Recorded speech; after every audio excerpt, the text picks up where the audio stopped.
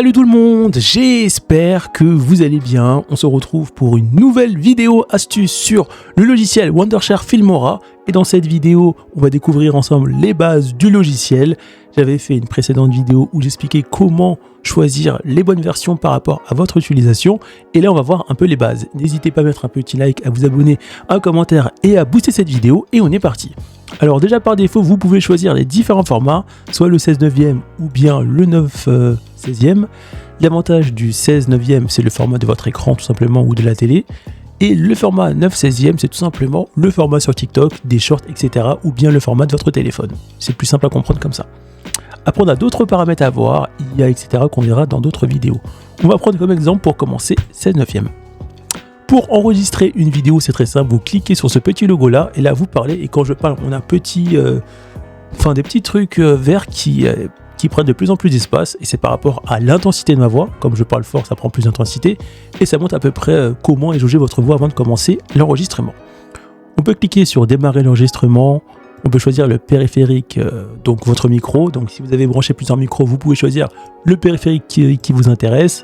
Là, toutes les choses que vous enregistrez avec le micro vont être enregistrées ici. Donc vous pouvez y accéder ici ou bien le changer, je pense, je n'ai pas testé. Ensuite, on peut choisir le compte à rebours, par exemple là c'est 3, donc quand je vais cliquer sur démarrer l'enregistrement, on va attendre 3 secondes avant que ça commence, ou on peut mettre 0. Et on va faire un petit exemple, parce que là je vais faire un audio qui va nous servir plus tard, vous allez voir pourquoi. Et ça franchement, ça va vous faire gagner du temps. Donc là je parle, je fais exprès de mettre des blancs. Allez, encore un tout petit blanc. Et encore un blanc. Et après je parle et on arrête. Vous allez comprendre pourquoi je fais ça plus tard. Et on va prendre une vidéo exemple. Voilà ça. Donc c'est un let's play que j'ai pas encore publié. Publié sur YouTube. Sur le jeu SAO. Voilà. Et la chose qui est intéressante, c'est que vous avez vu que quand je fais ça, quand je clique au-dessus de la ligne rouge, on peut voir qu'on a ça qui me suit, et l'avantage de ça, c'est que si je clique sur le ciseau, ça me permet de couper très facilement des parties, parce que sinon, si je fais pas ça, il va falloir que j'utilise ça pour couper, tout simplement. On va se couper une petite partie. Donc une chose basique, c'est cliquer une fois sur la partie qui vous intéresse, cliquez sur le petit logo barré qui s'appelle recadrer, et là, comme vous pouvez voir, je peux sélectionner qu'une partie de la vidéo qui m'intéresse, donc voilà, ça va faire un petit zoom, ça peut être idéal pour les youtubeurs gamers ou autres. Et si je reviens ici et que je fais play, regardez, ça fait un petit effet, je vais y arriver, sympa. Ensuite, qu'est-ce qu'on peut faire d'autre? On va revenir dessus. Si par exemple vous souhaitez faire un format plus TikTok, donc là on va plus aller sur le ratio, on va mettre le ratio TikTok 9/16. Voilà. Et ensuite, on va revenir sur la partie qu'on a sélectionnée. Et là, comme vous pouvez voir, on est bien en 9/16, mais lui, le projet, lui, est en 16/9, alors que cette partie de vidéo est en 9/16. Et le problème de ça, en fait, c'est que si j'exporte la vidéo comme ça, je vais avoir bien le format de ma petite partie en 9/16, mais le reste de la vidéo, le projet, lui, sera en 16/9, et donc, je vais avoir la vidéo qui va sortir comme ça, avec une partie noire. Et pour régler ce problème, c'est très simple. Regardez bien ce qui va suivre. On va aller ici. On va cliquer sur changer le ratio aspect du projet. Donc là, on est bien en 16/9. On va passer en portrait. Voilà. Là, on peut modifier les choses, etc. Les FPS, l'espace de couleur, etc. Taux d'échantillonnage. Voilà.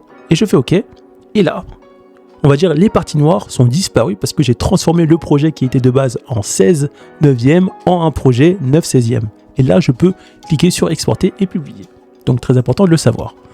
Maintenant, on va repasser en 16/9. Ça, c'était l'exemple pour les personnes qui veulent faire du contenu sur TikTok, etc. Ensuite, qu'est-ce qu'on va voir? Comment embellir tout ça? Donc, par défaut, on peut aussi augmenter l'audio. Donc là, vous voyez qu'on a une petite jauge. Et c'est la jauge audio. Je peux l'augmenter et la diminuer de manière assez rapidement.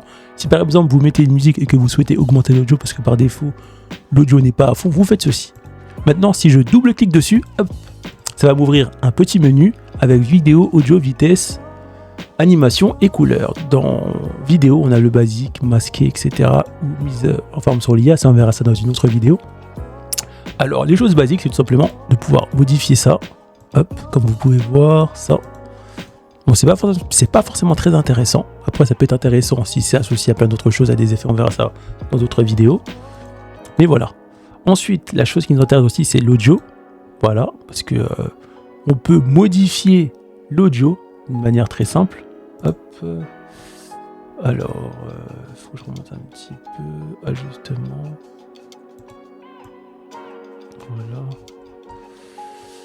Voilà. Voilà. Donc c'est ça en fait. Donc ici je peux modifier l'audio de manière plus précise. Parce que si par exemple je modifie l'audio là, c'est beaucoup plus compliqué d'avoir par exemple si je veux mettre 12. C'est un peu compliqué, vous pouvez voir. Alors que là, mettre 12, c'est beaucoup plus simple. Comme vous pouvez voir. Hop. Donc là en fait ça permet de régler l'audio de manière plus précise. Ensuite on a la vitesse, on peut améliorer la vitesse d'une vidéo, soit la diminuer par exemple si je fais ça, hop, et que, donc là c'est beaucoup plus lent, on va même abuser du bail, on va faire ça, là c'est beaucoup plus lent, et si je fais ça au contraire, c'est beaucoup plus rapide. Voilà. Ensuite, si par exemple je souhaite revenir en arrière parce que j'ai fait une erreur, pas de panique, vous cliquez sur les flèches qui sont là, hop, ça va me le remettre en format normal. Et je peux revenir à mon erreur en cliquant sur la flèche qui est là. Mais là, on va remettre ça en format normal. Voilà. Ensuite, on va à nouveau double-cliquer dessus. On a aussi les animations qu'on peut rajouter. Par exemple, on va prendre un exemple, celui-là. Voilà. Donc c'est assez sympa. On a plein d'animations gratuites et payantes. Donc ça, c'est des animations payantes. Mais au moins, ça vous met un petit effet plutôt sympa. Ça, c'est gratuit. Ensuite, la chose qui va nous intéresser, on va revenir un peu en arrière, ça va être les couleurs. Donc les filtres couleurs permettent d'embellir la vidéo, de rajouter un petit plus. Par exemple, on va prendre cette partie-là, on va faire OK, voilà, et on va cliquer dessus, et on va aller dans couleurs. Et comme vous pouvez voir, ça permet d'embellir un peu tout ça. Rajouter un petit filtre chaud, un peu plus frais, etc. Ça permet de rajouter un peu de boom, un peu améliorer les couleurs, ça peut être intéressant, etc. Ensuite, on a d'autres paramètres, ça on verra ça plus tard en détail dans d'autres vidéos spécifiques. On a le SDR aussi, les roues de couleurs. Donc en fait, on a plein de paramétrages possibles, mais ça, c'est vraiment quelque chose où il faut que je prenne le temps de vous expliquer dans une vidéo de manière un peu plus précise et détaillée. Ensuite, une autre chose qui est intéressante, et je pense que beaucoup de personnes se la demandent, on a aussi la possibilité de détacher l'audio de la vidéo de manière très simple. Par exemple, là, je souhaite avoir juste la vidéo sans l'audio, ou si je souhaite juste récupérer l'audio, on fait un clic comme ça, avec le côté gauche de la souris, et on va faire supprimer, non, c'est vers là en plus, dis-moi pas que je l'ai perdu. Alors, voilà, détacher l'audio. Et comme par magie, l'audio maintenant n'est plus associé à la vidéo, parce que regardez, je peux déplacer l'audio, et la vidéo tourne, mais sans l'audio. Et je peux très bien récupérer l'audio pour faire, par exemple, je sais pas moi, mettre une autre vidéo par-dessus, par exemple, je peux mettre l'audio ici, et envoyer. Donc ça permet de faire plein de choses si on est un minimum créatif. Donc là, c'est vraiment pas mal. Après, la chose qui est pas mal aussi, si par exemple vous souhaitez faire une capture d'écran, on va là, on va sur enregistrer un média, donc on peut enregistrer depuis la webcam ou enregistrer une voix off, mais ça on l'a déjà vu, ou bien enregistrer l'écran du PC, et c'est ça qui nous intéresse parce que on a une amélioration vraiment pas mal. On va revenir ici, donc on a ce petit truc qui est là, voilà, qui permet de paramétrer le paramétrage d'enregistrement d'écran.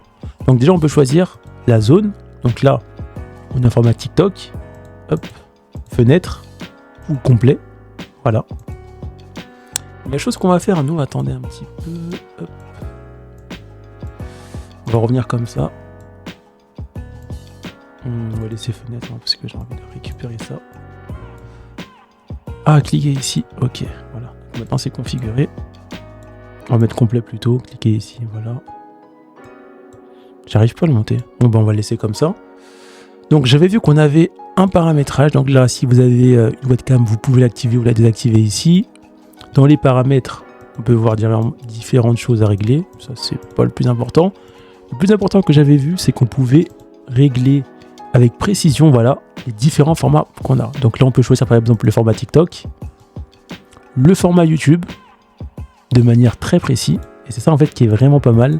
C'est que là, on peut directement choisir le format. Par exemple, si je souhaite publier une vidéo TikTok sur mon ordi qui, lui, est en format 16/9, alors que TikTok est en 9/16, je peux aller ici, modifier et avoir le format qui m'intéresse.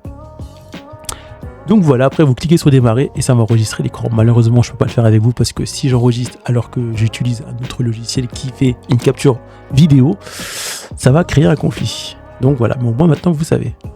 On va faire ceci. Et on va quitter. Voilà. Et on clique là pour quitter. Après, j'avais oublié, pardon. Ici, on peut activer ou désactiver l'audio. On peut choisir un micro ici, etc. Et maintenant, on ferme. Ensuite, qu'est-ce que je pourrais vous montrer? On a aussi, et ça c'est vraiment pas mal, plein de petites audios à rajouter. On a beaucoup d'audios gratuits que moi j'ai mis en favori, que je peux compléter sur ma vidéo. Donc je fais ça, bien évidemment pour que l'audio soit quand même bien raccord avec l'audio de votre vidéo. Forcément, ça va passer par baisser l'audio. Mais pour le baisser de manière plus précise, j'aime bien plutôt le baisser ici que de le baisser là, parce que c'est plus compliqué d'avoir une précision quand on baisse l'audio d'une musique comme ça. Je préfère plutôt aller là, moi. Donc voilà. Donc là, on a vraiment plein de musiques que j'ai récupérées moi. Des musiques gratuites qui sont vraiment pas mal. Différents types de musique. Des musiques douces, ou des musiques un peu plus fortes, ou des musiques plus calmes. Enfin, on en a un peu de tout. Des musiques drôles, etc. Donc moi, je me suis fait ma petite bibliothèque. Et en plus, l'avantage, c'est que si par exemple, vous allez directement dans Favoris. Alors, on va retrouver ça ensemble. Télécharger. Non, dans Pack de ressources. C'est pas ici. Voilà, musique, voilà, dans musique. Donc là, vous allez avoir plein de musiques gratuites et payantes. Vous pouvez les télécharger et ça va directement rester dans votre logiciel ou bien les mettre en favori comme j'ai fait. Donc voilà. On a aussi une médiathèque où là, on a plein d'effets différents.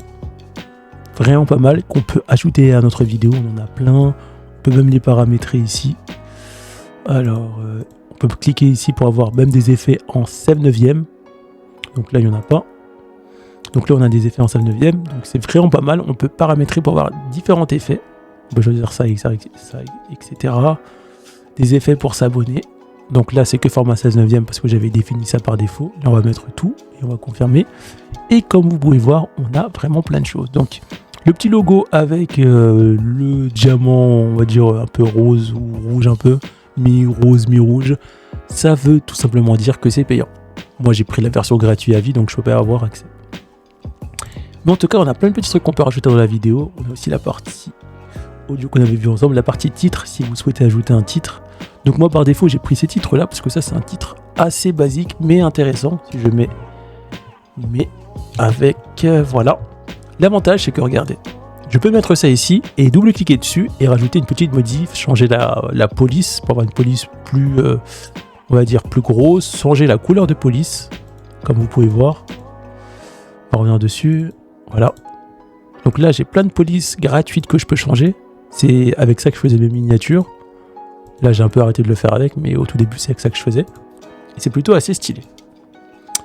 Ensuite, toujours dans les titres, là, c'est pareil. On a différents titres.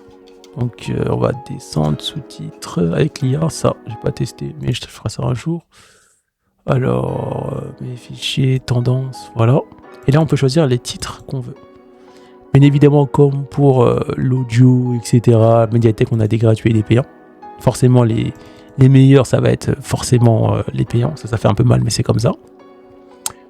On a la translation. Ça, c'est pour rajouter un petit effet intéressant sur la vidéo. Donc, on en a plein. On peut les mettre en favori, comme je vous ai montré. On a des 3D, donc on a énormément de choses, mais la majorité sont payants, comme d'hab.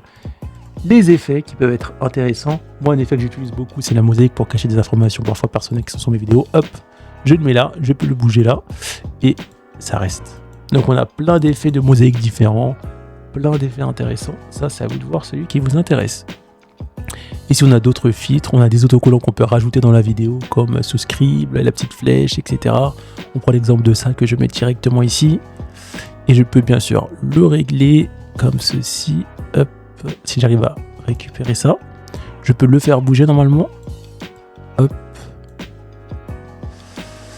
Alors, on va tester un truc que j'ai pas testé. Si je vais dans mise en forme non masquée, basique, et que je détache aussi, et que je vais là, est-ce que je peux le faire tourner?